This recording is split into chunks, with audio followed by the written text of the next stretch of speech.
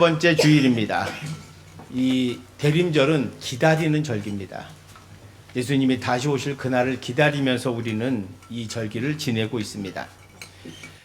사실 구약과 신약도 기다림이라고 하는 주제를 가지고 있습니다. 구약에서는 오실 메시아를 기다리는 것, 그리고 신약은 오신 예수님께서 다시 오실 것을 소망하는 그런 기다림이 있습니다. 우리 인생도 가만히 보면 기다림의 연속입니다. 하루하루 일상에는 작은 기다림들이 있습니다. 버스를 타기 위해 길게 늘어서 있는 행렬 속에 버스를 기다리는 기다림이 있고, 또 남편의 퇴근 시간에 맞춰 맛있는 저녁을 준비하는, 그래서 남편을 기다리는 아내의 손길이 있고, 또한 꿈을 이루기 위해서 도서관에서 인생을 설계하며 열심히 공부하는 학생들의 기다림이 있습니다. 봄철에 씨를 뿌리는 농부들도 그 더운 날 열심히 노동하면서 마음속에 가을의 풍성한 열매를 기다리고 있습니다. 저도 어린 시절에 성탄절이 기다려졌습니다. 왜냐하면 성탄절 날은 저희 어머니 아버님이 자고 있으면 25일 날 아침에는 꼭 초코파이 한 상자가 있었기 때문입니다. 그때는 오리온 초코파이가 최고였습니다. 제 어릴 때는 오리온 초코파이가 정말 최대의 선물이었고 매일 먹을 수 없는 거였습니다. 저희 딸들도 그랬는데 저도 초등학교 6학년까지 산타크로스를 믿었습니다. 왜 믿었냐면 어머니 아버지가 그렇게 말씀하셨거든요. 항상 착한 일 하면 하나님께서 산타크로스를 보내가지고 성탄절 날 선물을 준다는 거예요. 근데 항상 선물이 왜 초코파이였는지는 모르겠지만 초코파이가 너무 좋았고 그거 줄 날만을 기다리며 살았습니다. 그 초코파이를 제가 먹고 저는 조금씩 먹고 남겨서 이제 나중에 먹으려고 그러면 제 여동생이 자기 건 홀랑 먹고 다 와서 내 거 다 뺏어 먹었던 그런 기억이 납니다. 그때는 사실은 뭐 배부르게 살진 않았지만 가난하게 살았지만 그래도 희망과 소망을 가지고 살았던 시절이었던 것 같습니다. 오늘 저와 여러분들이 마치 어릴 때처럼 그렇게 아기 예수님을 기다리는 이런 절기가 되었으면 좋겠습니다. 왜냐하면 그 예수님이 이 땅에 무엇 때문에 오셨을까? 예수님이 이 땅에 오신 목적이 무엇일까? 여러분, 오늘 본문은 그걸 우리에게 너무나 분명하고 선명하게 말씀해 주고 있습니다. 주님은 죄인을 부르러 왔노라 라고 말씀하십니다.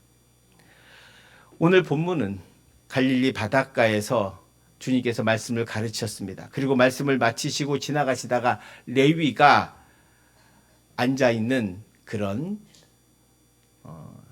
세관대를 만나게 되죠. 그 당시에는 큰 길 중앙에 도시 들어가는 입구에 길을 막고 마치 우리가 고속도로를 타면 통행료 길을 막고 돈을 받는 것처럼 그렇게 세리가 앉아서 통행세를 받고 있었습니다. 거기서 일하던 젊은 레위가 있었는데 주님이 그 레위를 만나게 되죠. 14절 말씀을 한번 보시기 바랍니다. 또 지나가시다가 알페오의 아들 레위가 세간에 앉아있는 것을 보시고 그에게 이르시되 나를 따르라 하시니 일어나 따르니라.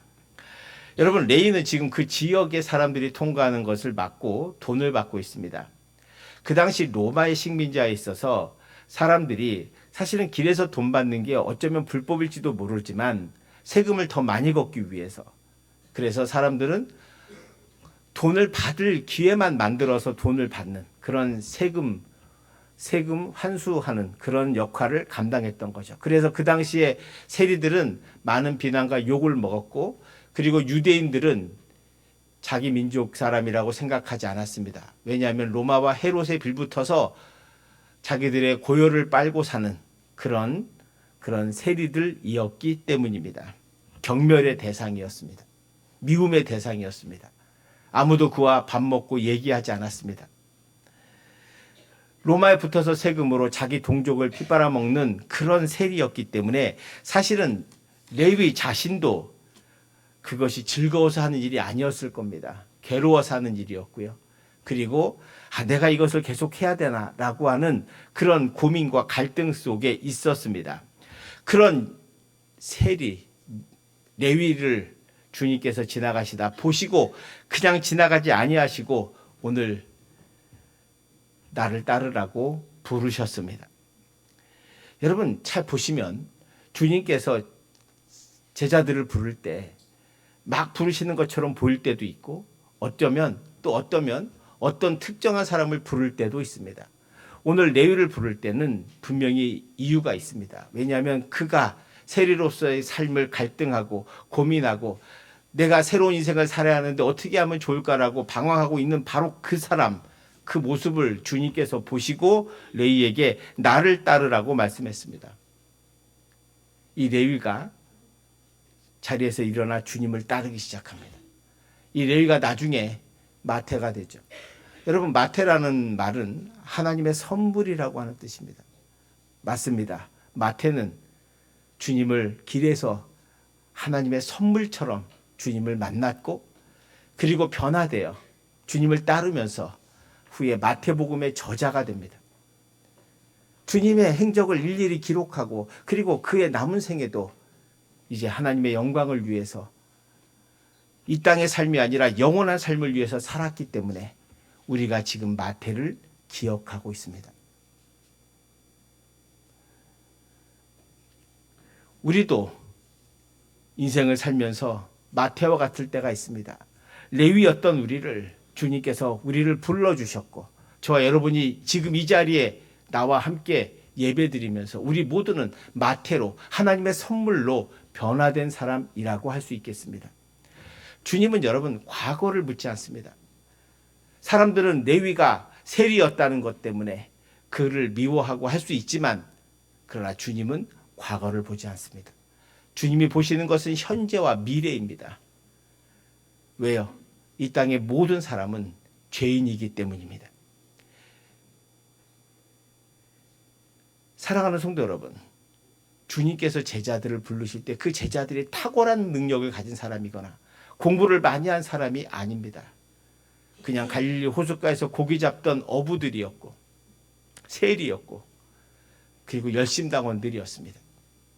근데 주님은 그들을 부르셨습니다. 그리고 게바 같은 사람, 즉 베드로 같은 사람에겐 반석이라고 말씀해 주셨습니다. 게바가 반석이거든요.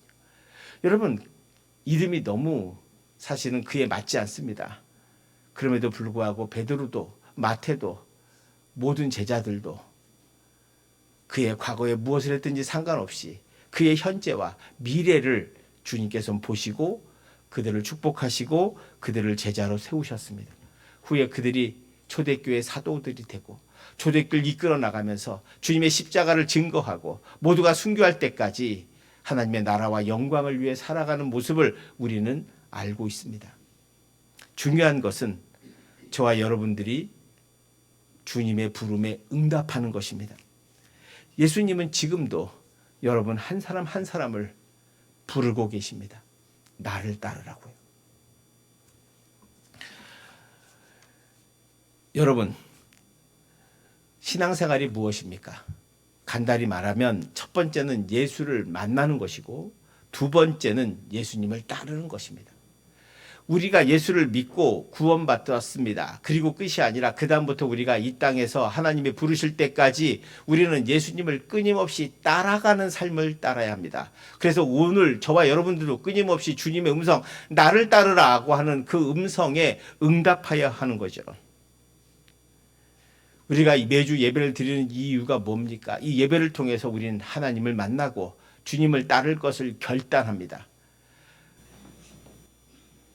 앞에서 말하는 목사의 말을 사람의 말로 듣지 아니하고 하나님의 음성으로 여러분이 들으신다면 내가 주님을 따라야 되겠구나. 내가 세상에 살고 먹고 사는 일에 분주하지만 그럼에도 불구하고 내 삶의 목적과 내 삶의 비전은 주님의 나라에 있다는 것을 확인하고 그리고 주님을 따르는 것이 무엇인가를 우리가 선명하게 바라보고 그리고 그 길을 따르는 것이 무엇인가를 결단하고 그래서 주님이 주신 성령과 함께 이 땅에서 그리스도인답게 살아가는 것입니다. 여러분 레위가 주님을 만나고 나서 다시 세리의 직업으로 돌아가지 않았습니다. 베드로가 고기를 잡던 어부가 예수를 만나고 다시 고기를 잡는 인생으로 가지 않았습니다.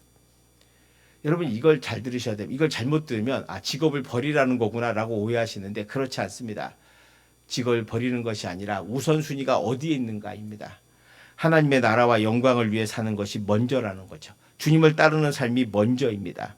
그럴 때 인생이 분명해지고 여러분 앞에 안 보이던 내가 인생을 어떻게 살 것인가에 대한 비전이 분명해지는 것입니다. 여러분 그럴 때 여러분의 직장과 생업이 하나님의 은혜와 복을 받습니다. 여러분의 인생의 생업이 복을 받는 길은 여러분이 먼저 하나님의 나라와 의를 위해 선명하게 무엇을 할 것인가를 결정하는 것입니다. 그럴 때 그걸 위해서 하나님께서 나머지는 더해 주시는 거죠. 그거를 잊지 마셔야 합니다. 오늘 본문 15절에 보면 마태가 예수님을 만나고 그분을 쫓기로 결심하고 자기 집에서 잔치를 베풉니다. 15절 한번 보시기 바랍니다. 그의 집에 앉아 잡수실 때에 많은 세리와 죄인들이 예수와 그의 제자들과 함께 앉았으니 이는 그러한 사람들이 많이 있어서 예수를 따름이러라. 여러분 잔치가 열렸습니다. 근데 예수님의 사복음서를 잘 보시면 예수님은 사람을 부르시고 그 집에 가십니다. 그 집에 가서 함께 식사를 하시죠. 식사를 한다는 것은 내가 너와 함께 한다라고 하는 뜻이고 내가 너를 제자 삼아 주시겠다는 약속이기도 합니다. 왜냐하면 세리와 아무도 밥을 먹지 않기 때문입니다. 여러분 삭개오가 뽕나무에서 올라갔을 때 예수님이 삭개오를 부르십니다. 그 지역에 많은 사람이 여리고에 많은 사람이 있어서 예수님께 갈 수 없어서 삭개오가 뽕나무에 올라갔는데 왜 예수님이 다른 사람은 다 내버려 두고 삭개오에게 내려오라. 내가 오늘 너의 집에 유하겠다라고 말씀하셨을까요? 간절함을 받기 때문입니다. 마태가 레위가 세간에 앉아서 인생에 대한 고민과 갈등을 하고 있을 때 삭개오가 역시 삭개오도 세리입니다. 세리장이죠. 그도 인생이 이게 아닌데 인생이 정말 참된 길을 찾아야 하는데 그게 무엇일까를 고민하고 있는 그 눈빛을 보시고 주님께서 내가 오늘 너희 집에 유하여야 되겠다라고 말씀하셨습니다. 저 똑같이 집에 가서 식사하셨습니다. 오늘 마태의 집에 가서 식사하셨습니다. 마태가 친구들을 데리고 옵니다. 친구가 데려오는데 다 세리, 다 죄인입니다. 근데 이것을 본 바리새인들은 비난하죠. 16절입니다. 같이 봉독합니다. 바리새인의 서기관들이 예수께서 죄인 및 세리들과 함께 잡수시는 것을 보고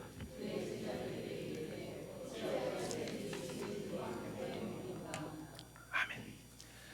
지금 여러분 예수님의 모습과 바리새인의 모습이 대조되고 있습니다. 예수님은 세리와 그리고 죄인들의 친구로 오셨습니다.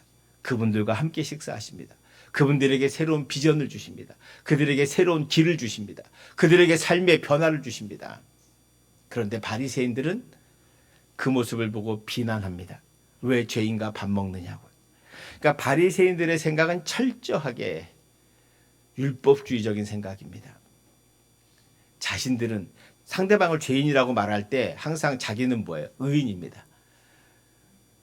여러분 많은 사람들이 법정에서 판결이 안 난 이유가 뭔지 아십니까? 자기는 의인이고 상대방은 죄인이라고 믿기 때문입니다.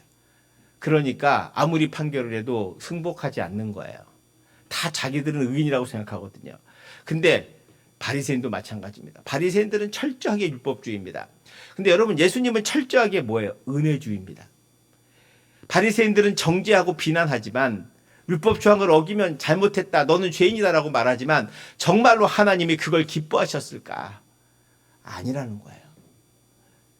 여러분 남들을 비난하고 정죄하고 비판하고 나는 의롭고 상대방은 죄인이다라고 생각하는 한 여러분은 주님의 은혜를 받지 못합니다. 주님의 사랑을 알지 못합니다. 주님 안에서 거듭나지 못합니다. 바리새인들은요. 예수님을 눈앞에 두고도 예수님이 그리스도인 줄 몰랐습니다. 그러니까 구약과 신약의 다른 차이점은 이런 거예요. 레위기나 이런 데 보시면 끊임없이 부정한 건 만지지 마라, 부정한 건 먹지 마라, 부정한 건 하지 마라. 부정하면 너도 부정해진다는 거예요. 이게 율법주의거든요. 그러니까 자꾸 죄인들을 거리두는 이유가 자기도 부정해질까 봐, 죄를 따라갈까 봐 그렇게 되는 거예요. 근데 은혜주의는 반대입니다. 주님은 여러분 죄인들만 만나셨어요. 장녀도 만나고요. 세리도 만나고요. 가난한 자도 만나고요. 정신병자도 만나고요. 귀신 들린 자도 만나고요. 그리고 문둥병자도 만나고요. 그리고 아픈 사람도 다 만났습니다. 근데 보세요. 예수님을 만난 사람은 어떻게 돼요? 치유되고 회복되고 변화되고 새로운 삶을 살고 할렐루야. 이런 삶을 사는 거예요. 이게 은혜예요. 여러분이 참된 주님의 제자가 되면 여러분이 가는 곳마다 여러분 부정한 사람이 만나면 여러분 때문에 정해지고 죄인들이 회개하고 주 안에서 변화되는 역사가 있는 거예요. 그게 은혜주의예요. 주님께서 우리에게 주신 것이 바로 그거예요. 죄인들과 밥 먹으면 주님이 더러워지는 게 아니라 그와 함께 밥 먹는 죄인들이 거룩해지고 변화되고 새로운 삶을 살아가는 거예요. 그게 은혜주의인 거예요. 여러분, 우리가 잘못하면 율법주의에 빠지면 큰 잘못을 범하게 됩니다. 우리가 어릴 때 보면 좀 이따 얘기하고 중요한 것은 저는 이런 거라고 생각해요. 그래서 주님은 죄인들을 꺼려하지 않고 오히려 그들을 좋아했습니다. 왜 그렇습니까? 주님이 가는 곳마다 그 죄인들이 회개하고 변화되는 역사가 있거든요. 아픈 자들이 치유되고 어그러진 자들이 온전하게 되는 것입니다. 그래서 주님은 죄인들을 만나고 죄인들과 함께 식사를 하는 거예요. 주님 안에서 회복되는 거죠. 이게 복음 아니겠습니까? 주님이 17절에 뭐라고 하십니까? 10절 한번 보세요. 예수께서 들으시고 그들에게 이르시되, 여기서 말하는 그들은 바리새인입니다. 건강한 자에게는 의사가 쓸데없고 병든 자에게야 쓸데있느니라. 나는 의인을 부르러 온 것이 아니요 죄인을 부르러 왔노라. 아멘. 여러분, 예수님은 죄인의 친구십니다. 왜요?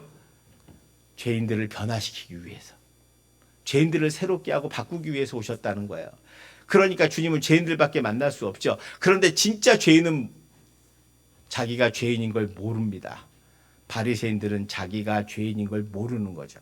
그래서 주님을 못 만납니다. 여기서 중요한 교훈이 하나 있어요.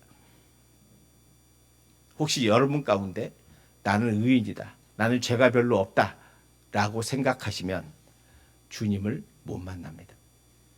만나도 그냥 지나가게 됩니다. 주님을 만나는 것은 죄인일 때 만납니다. 저는 모태신앙입니다. 근데 제가 주님을 뜨겁게 만난 것은 대학 시절이었습니다. 주님을 만났을 때 제가 깨달은 것 첫 번째는, 제가 교회에서 수도 없이 목사님의 설교를 듣고 선생님한테 배울 때도 저는 죄인이라는 말 많이 들었거든요. 근데 제 의심 속에는 제가 죄를 짓긴 하지만 뭐 그렇게 큰 죄를 짓는 것 같지는 않은데 그게 그렇게 죽을 죄인가 라는 생각을 했었습니다. 근데 주님을 만나고 나서 제가 깨달은 것이 내가 정말 죄인이구나 라는 것, 그리고 그 나 같은 죄인을 살리기 위해서 주님이 오셨다는 걸 만나게 됐고요. 그때 저는 젊은 날에 예수님이 정말 매력적이었습니다. 성경을 읽으면 예수님이 그렇게 멋있을 수 없었어요. 오늘날 많은 세상 사람들이 예수님을 우습게 알지만 우리가 기다리는 예수님, 우리가 믿고 있는 예수님은 정말 매력적이신 분이에요.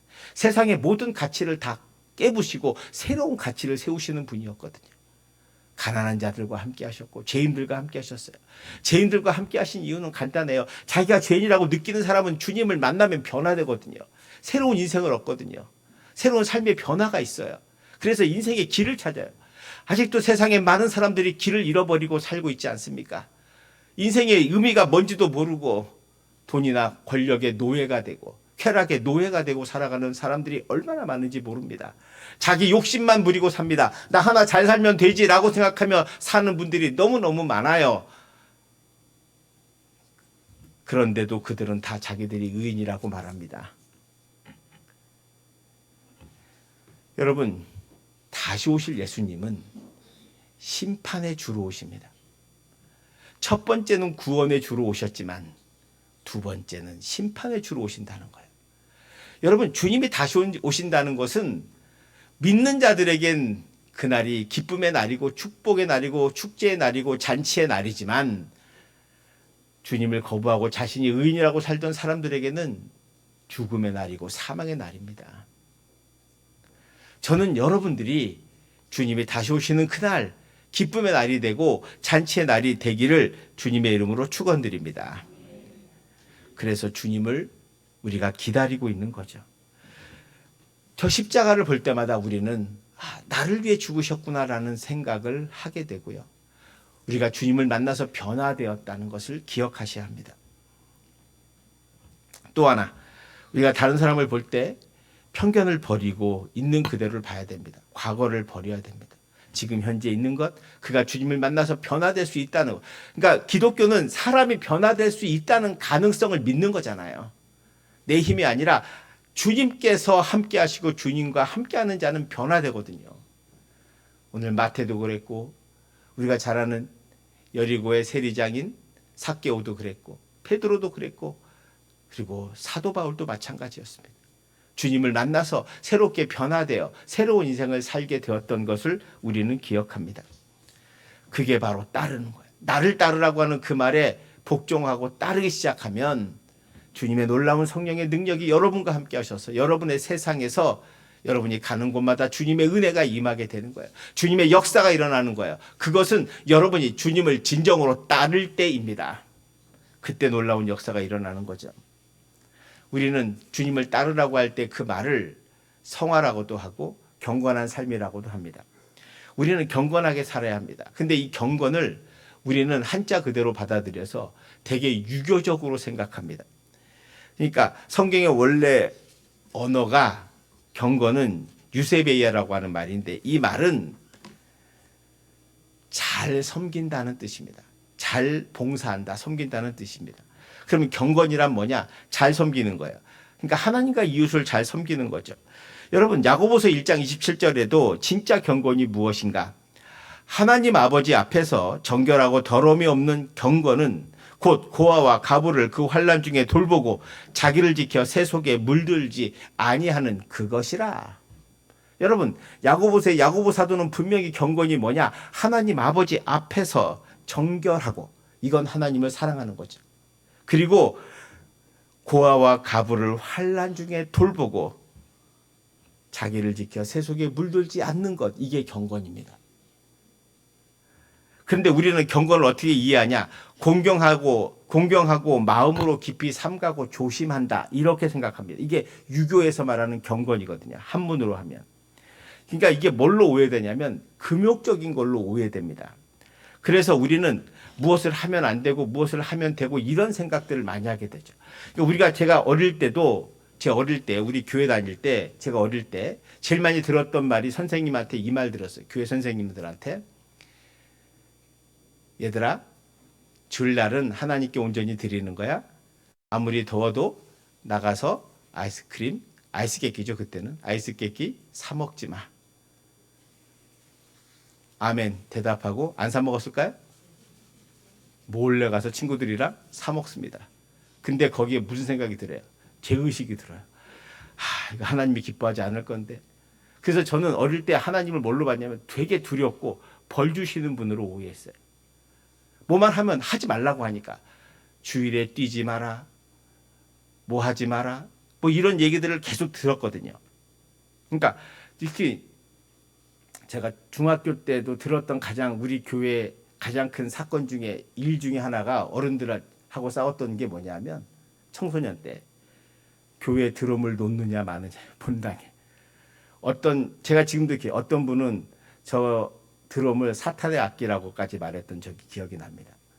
지금 우리는 아무도 저거 놓는 거 아무렇지 않잖아요. 여러분 잘 생각해 보십시오. 하나님께 주신 모든 것은 하나님의 선물입니다. 감사함으로 받으면 버릴 것이 없습니다. 그게 경건이거든요. 근데 우리는 옛날에는 이게 유교적으로 이해한 거예요. 유교적으로. 그래서 뭐 하지 마라라는 것으로 오해했습니다. 바리새인의 모습이 바로 그런 거거든요. 그들은 하나님이 원하는 게 무엇인지 몰랐습니다. 여러분, 우리가 주일날 예배 드리는 거 귀한 겁니다. 예배 드려야죠. 놀러 가거나 하는 거 잘못입니다. 그러나 여러분, 이 자리에 와서 마음을 닫고 또는 귀를 열지 않고 다른 생각하면서 앉아 있는 것도 사실은 이 자리에 예배에 참석하지 않는 것과 같습니다. 여러분이 마음의 문을 열고 주님의 음성을 듣고 내가 하나님 앞에 은혜 받은 사람으로 살겠다고 결단하고 주님을 따르겠다고 결단하는 것이 바로 이 예배입니다. 이 레위는 비록 보잘것없고 사람들에게 비난받는 사람이지만, 사람들이 외면하지만 그는 어둠 속에 있던 삶을 벗어나고 싶어 했고 예수님을 만나서 빛과 광명을 찾았습니다. 말씀드린 대로 그는 후에 마태복음을 썼고 주님의 나라를 위해서 헌신하다가 순교했습니다. 그의 위대함은 그에게 있는 것이 아니라 그의 인생은 예수님을 만났기 때문에 바뀐 겁니다. 제가 여러분에게 묻고 싶은 것이, 여러분 예수를 만나서 인생이 바뀌셨습니까? 인생이 바뀌셨습니까? 바뀌셔야 합니다. 여러분이 정말 뜨겁게 주님을 만난다면 인생이 바뀔 겁니다. 세상이 바뀌고, 세상은 변한 게 없지만 여러분, 내가 바뀌고 내가 변화되면 세상이 달리 보입니다. 안 보이던 것들이 보이기 시작합니다. 감추어졌던 것들이 드러나게 됩니다. 하나님을 알지 못하던 사람이 하나님을 알게 되고, 인생의 삶의 의미를 모르던 사람이 삶의 의미를 발견하게 되고, 자기가 죄인임을 발견하고 죄의 사슬에서 벗어나 주님 안에서 참된 자유와 은혜를 누리는 것이 무엇인가를 알게 된다는 것입니다. 죄인 레위는 죽을 수밖에 없고 소망이 없는 인생이었지만 예수님을 만나고 그 부르심에 따르겠다고 결단했을 때 그의 인생이 바뀜을 우리는 보았습니다. 저는 이 대림절을 기다리면서 저와 여러분들이 주님의 나를 따르라고 하는 그 말씀에 아멘하고 순종했으면 좋겠습니다. 그 부르심을 따라갔으면 좋겠습니다. 그래서 여러분의 인생이 정말로 바뀌어서 예수 믿는 기쁨과 은혜가 여러분의 마음 가운데 함께 하시기를 간절히 저는 기도합니다. 인생의 수고하고 무거운 짐을 여기 지고 왔던 사람도 예배를 통해서 주님 앞에 내려놓을 수 있는 믿음이 있어야 되기를 원합니다. 인생의 목적이 없던 사람들이 인생의 의미와 목적을 발견하게 되기를 원하고, 여러분의 삶에 힘들고 어려운 가운데 있을 때 주님의 참된 위로하심과 인도하심과 주님이 나와 함께 하셔서 주는 나의 목자시니 내게 부족함이 없습니다라고 하는 이 고백이 다윗의 고백으로 끝나는 게 아니라 여러분의 고백이 되기를 원하기 때문입니다. 세상은 힘들고 끊임없이 불안하고 두려움 가운데 있고 전쟁의 소식도 끊이지 않습니다. 앞으로 우리 인생도 그럴 것입니다. 그러나 여러분, 두려워하지 않을 것은 레위처럼 주님을 만나고 주님을 따르기만 하면 됩니다. 주님이 이 땅에 오신 이유는 바로 죄인을 부르러 왔기 때문입니다. 저와 여러분은 죄인입니다. 주님을 만나십시오. 주님을 따르십시오. 죄에서 벗어나 참된 자유와 행복을 알게 될 것이고, 세상에서 줄 수 없는 참된 은혜와 기쁨이 여러분의 삶을 지배하게 될 것입니다. 그럴 때 비로소 우리는 하늘의 영광, 땅에는 평화가 이루어집니다. 인간의 힘으로는 절대 평화가 오지 않습니다. 인간의 힘으로, 여러분의 노력으로 여러분의 내면의 행복이 오지 않습니다. 여러분의 관계의 회복이 되지 않습니다. 오직 예수 그리스도와 함께 할 때, 여러분이 주님을 만날 때 여러분 안에 비로소 여러분의 자아가 깨어지고, 그 깨어진 가운데 주님의 은혜가 폭포수처럼 여러분의 마음속에 채워지고 성령의 인도하심에 따라, 그래서 주님을 따라갈 때 주님이 함께 하시는 은혜, 주님께서 부어주시는 축복의 은혜, 주님께서 나와 도우셔서 내가 두려움 없이 인생을 살아갈 수 있는 은혜, 안 보이던 비전이 보이는 은혜, 내가 해야 할 일을 보게 하는 은혜, 바로 그것이 여러분에게 임하게 될 줄 믿습니다.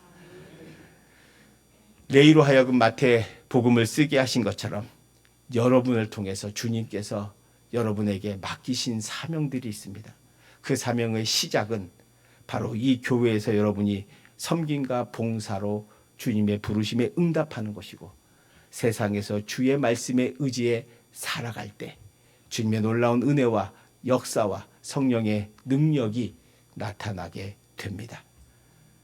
그 길을 주님과 함께 가시기를 주님의 이름으로 축원드립니다. 기도합시다. 사랑의 하나님, 내가 죄인입니다. 나는 죽을 수밖에 없는 죄인이지만 주님이 이 땅에 오셔서 레이를 부르신 것처럼, 삭개오를 부르신 것처럼, 베드로를 부르신 것처럼 저희를 불러주셨습니다. 이제 주님의 말씀의 은혜에 따라서 구원받은 저희가 이제 주님을 따라 살 수 있도록 인도하여 주시고, 주님에 따라 살 때 주님의 비전을 보게 하시고 꿈을 보게 하시고 예수님의 제자들처럼 하나님의 나라를 세워가는 그런 주춧돌이 될 수 있도록 은혜 더하여 주시옵소서. 아버지, 우리 성도들의 심령 가운데 결단의 마음을 더하여 주셔서 예수님의 십자가를 붙들고 살게 하시고 주님이 다시 오실 것을 기다리며 이 땅에 주님의 제자로 주님을 따라가는, 주님의 길을 걷는 참된 제자들이 다 되게 하여 주시옵소서. 주님의 크신 사랑과 은혜로 저희들을 제자 삼아 주심을 감사드리고 이제 주님과 함께 아름다운 길을 걷기를 결단하며 고개 숙인 사랑하는 우리 성도들 마음 가운데 함께하여 주셔서 주님을 찬양하며 주님과 동행하는 참된 제자가 되게 하옵소서. 예수님 이름으로 기도합니다. 아멘. 우리 모두 인하셔서 옆에 분하고 한번 인사하겠습니다. 주님을 따릅시다.